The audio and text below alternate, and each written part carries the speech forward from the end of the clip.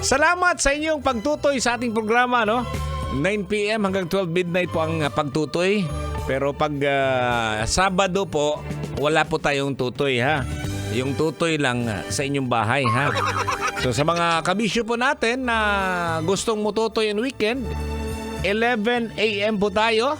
Simula ng 11 a.m. hanggang 1 p.m. ang programang Sunday Showdown. Ayan po, no? Mga paboritong na danceable tunes, mga discoral at saka mga slow rock pang sweet music kaniadto. Naalala mo yan, Col, no? Wala pa. Hindi pa uso yung smoke machine yun, mga kabisyo dati. Ang uso nun, paabog. Yung mga alikabok po kasi hindi simentado yung dance floor. At syempre from 1 to 3, ang Sunday afternoon special naman po ay mga love songs.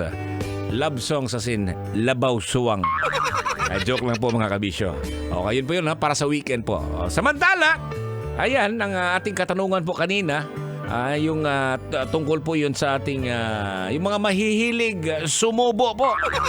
Ayan, alam naman natin yan. Pagdating po ng weekend, ibang klaseng isusubo po natin, no? Siguro mas healthy na po yung mga kinakain po natin. Kasi from Monday to Friday, puro yan mga fast food siguro. No? Mas maganda yun pag ikaw, auntie, paglutuan mo ng masarap na pagkain si Uncle. Oo, at para din sa inyong mga pamangkin sa mga anak mo na anak niyo po, no? Mas maganda yan na yung tipong ikaw mismo yung nagluluto. Alam mo, mga kabisyo, ito yung mga ginagawa ko, no, tuwing walang pasok, no. Tapos ginagawa kong parang customer yung anak ko. Awards, oh. Tatanungin niya ako, anong klaseng luto to pa? Sabi ko, ang pangalan ng luto na yan ay pina. Oh, wow, ang sarap, no? Pina.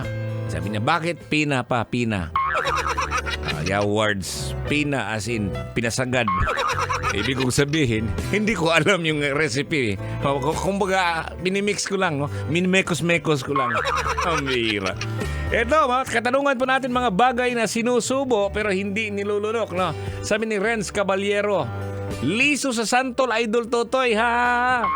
Oo nga, nung araw, no? Nilulunok natin yun. Sabi ni Terry Corre, kutsara, tinidor. Tama naman. Angelito Santos, letter P, toy. P. Ano ba iniisip mo, Col? P. Yun ba yung kakainin mo mamaya? Pag uwi mo? Hindi. Oh, hindi. Letter P daw. Pustiso. Alangan mo nang lulunukin mo yung pustiso. Mura kag mini-on. Sabi ni Alfie Galasaw, boto toy. Buto, yan. Oo nga, yung buto, liso. Liso, ha? Baka iba naman yung iniisip mo, ha? Sabi ni Katsumi Rick Bautista, bubble gum. Alam mo, nung araw po, mga kabisyo, siyempre, hindi pa natin alam. Siguro mga kinder pa siguro. Kaya hindi pa ako nag-aaral noon eh. Naririnig ko lang yung, hindi bubble gum yung naririnig ko eh. Bagul gum. Ayo. Tao po. Pabili po ng bagul gum. Akala ko nung dati, yun eh. Bagul gum. Ito pa, hindi lang yan. Naririnig po natin. Yung mga ano ba? Yung ginagamit na pamputol ng mga kahoy. Oo. Anong pangalan niyan, Col? Tinanong ko kasi bata pa ako eh. Anong pangalan niyan, Col? Pamputol ng nyug. Puno ng nyug, Col. Sabi nung tagaputol, sinsos. Amira. Pero wala ko lang. Alam mo na, sinsos na yun. So, habang lumalaki tayo at nagkaroon ng kaalaman doon, hindi yun sinsos. Chainsaw. Oo, ba't naging sinsos? Ay, nako, mga kabisyo. Marami po tayong mga pinag-uusapan po. No? Yung mga nung araw, yung mga nung dati. Iba nung araw at saka ngayon. Pero at least kahit paano po, mga kabisyo, yung mga pamangkin po natin, yung mga younger generation, makaka-relate din naman sa mga nangyayari nung kabataan ni Uncle at saka Auntie.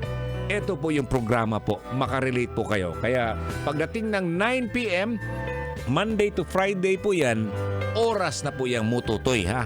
3 oras ni mong ditutoy sabang dili ka mo paslot, anak.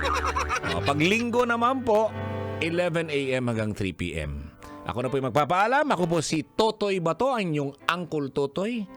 Ingat po tayo palagi. And God bless po sa buyers. Kailangan pa bang i-memorize yan? Love Radio. Basic!